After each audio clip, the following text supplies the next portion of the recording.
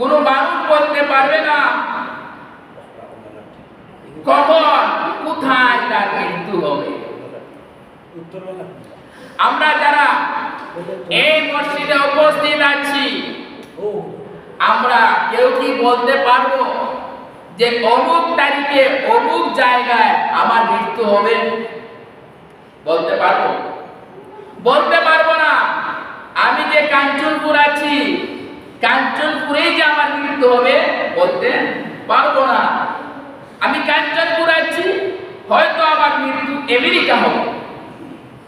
আমি কাঞ্চনপুর আছি, হয়তো আমার মৃত্যু মদিনায় হবে। মৃত্যু কখন হবে, কোন সময় হবে, এই খবর একমাত্র জানে আল্লাহ।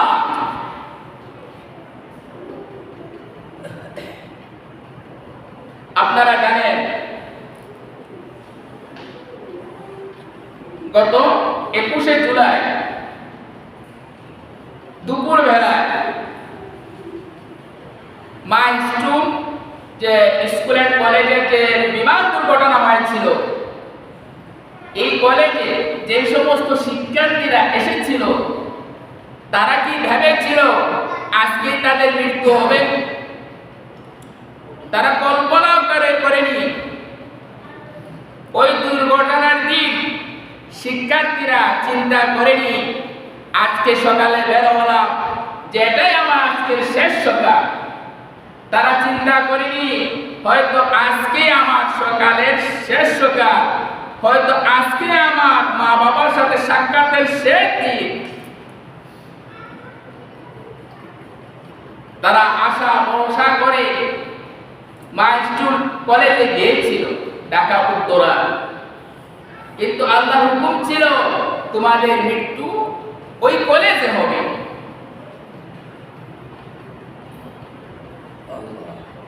দেখা গেল ওই কলেজে মৃত্যু হয়েছে।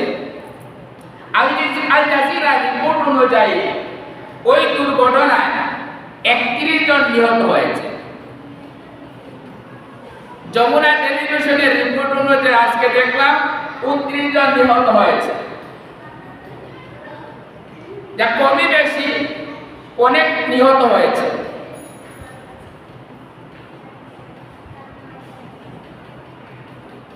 এই ঘটনার মধ্যে আমাদের শিক্ষা আছে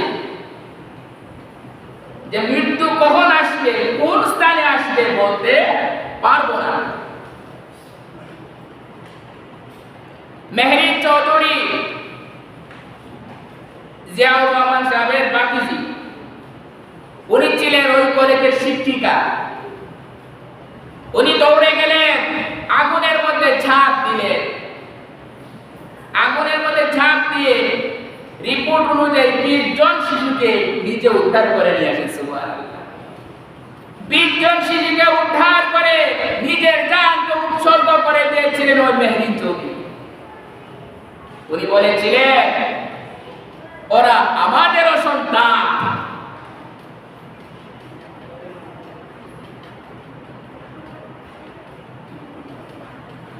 এখন এখানে একটা বোঝার বিষয় হলো মাইলস্টোন কলেজে যারা মৃত্যুবরণ করেছে, দুর্ঘটনায় যারা মৃত্যুবরণ করেছে, তারা কি শহীদ না শহীদ নয়? হাদিস শরীফের মধ্যে আছে হযরত আবু হুরায়রা রাদিয়াল্লাহু আনহু বর্ণনা, আন আবি হুরায়রা রাদিয়াল্লাহু তাআলা আনহু قال قال رسول الله صلى الله عليه وسلم الشهداء خمسة المطعون الغريق صاحب الحق الشهيد في سبيل الله أو كما قال عليه الصلاة والسلام. এভাবে আল্লাহর হাবিব এই হাদিসের মধ্যে 5টা বিষয় তুলে ধরেছেন যে কারা কারা শহীদ হবে। এর মধ্যে একটা হলো সাহিবুল হাতমি।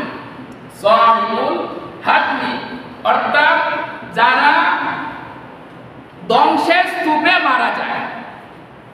কোনো কিছুর মাধ্যমে চাপা পড়ে মারা যায়, তারাও হলো শহীদ।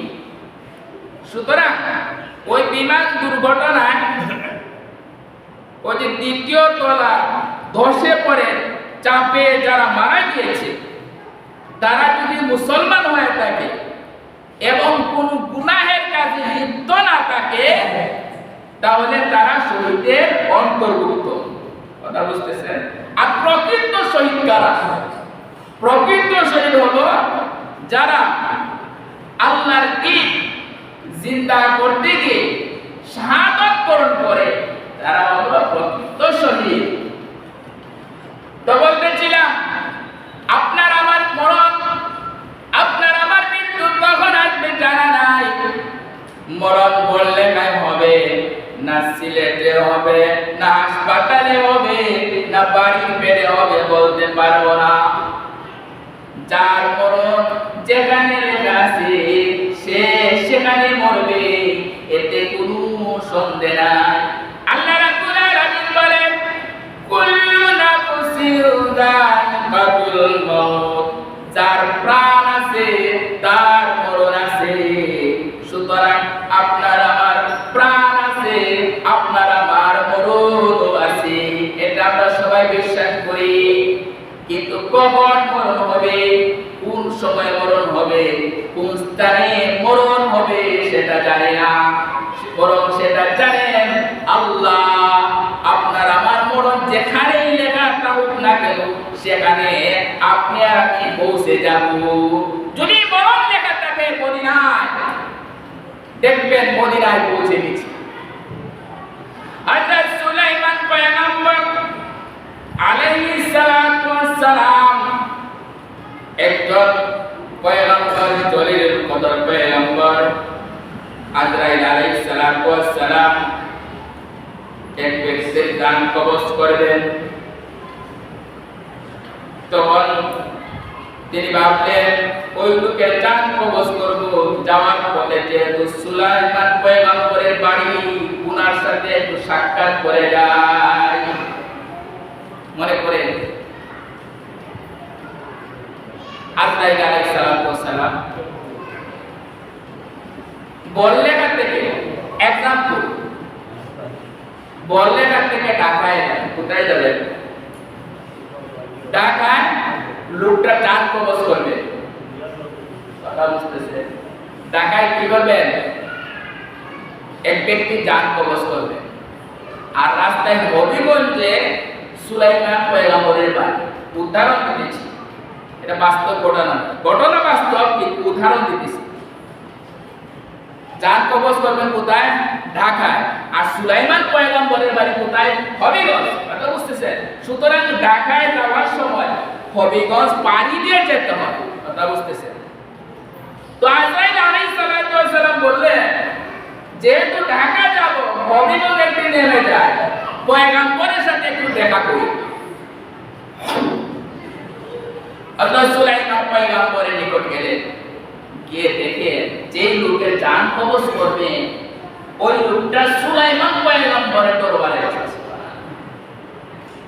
অথচ আল্লাহর হুকুম হলো তার জান কবজ অনেক দূরে হবে, সুলাইমান পয়গম্বরের মজলিসে নয়। আজরাইল আলাইহিস সালাতু ওয়াস সালাম ভাবলেন, এই লোকের জান কবজ 5 মিনিট, এক্সাম্পল কিছু সময় পর হবে, সামান্য সময় পর হবে। এই সামান্য সময়ে এই মানুষের এত দূরে পৌঁছা সম্ভব নয়। সুতরাং আমি এর জান কবজ করব কিভাবে? কিন্তু আল্লাহ লেখা তকদীর, যার জান কবজ যেখানে হওয়ার দরকার, যার মৃত্যু যেখানে হওয়ার দরকার, সেখানে তার মৃত্যু হবে, সেখানে সে অবশ্যই উপস্থিত। আজরাইল আলাইহিস সালাতু ওয়াস সালাম লোকটাকে দেখতেছে, আর ওই লোকও আজরাইলের দিকে চায়। মানে আজরাইল আলাইহিস সালাতু ওয়াস সালাম মানুষের আকৃতি ধারণ করেছে, চাওয়াচাওয়ি করতেছে। লোকটা ভয় পেয়ে যায়। সুলাইমান পয়গম্বরকে বলে, পয়গম্বর, ওই যে আপনার দরবারে একটা লোক দেখতেছি, ওই লোকটাকে আমার খুব ভয় লাগে, আমাকে একটু দূরে সরাইয়া দিন। পয়গম্বর বলতেছেন তুমি কোথায় যেতে চাও? তো বলতেছে আমাকে অমুক স্থানে অমুক জায়গায় পৌঁছে দাও। সুলাইমান পয়গম্বর বাতাস অথবা জিন্নাতের মাধ্যমে ওই স্থানে পৌঁছে দিলে যে স্থানে তার মৃত্যু লেখা। সুবহানাল্লাহ। আজরাইল আলাইহিস সালাম সেখানে পৌঁছে যান, সেখানে তার জান কবজ করে। আল্লাহ রাব্বুল আলামিন বলেন ওয়া মা তাদরি নাফসুম বিআইয়ি তামুতু ইন্নাল্লাহা আলিমুন খাবীর। আল্লাহ বলেন কোন মানুষের কোন প্রাণীর জান কোথায় কবজ হবে, কার মৃত্যু কার মরণ কখন হবে কেউ জানে না, জানে শুধু আল্লাহ।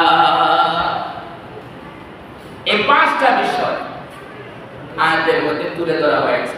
গাইবের পাঁচটা বিষয়, এই পাঁচটা বিষয়কে হাদিসের পরিভাষায় মাফাতিহুল গায়ব বলা হয়।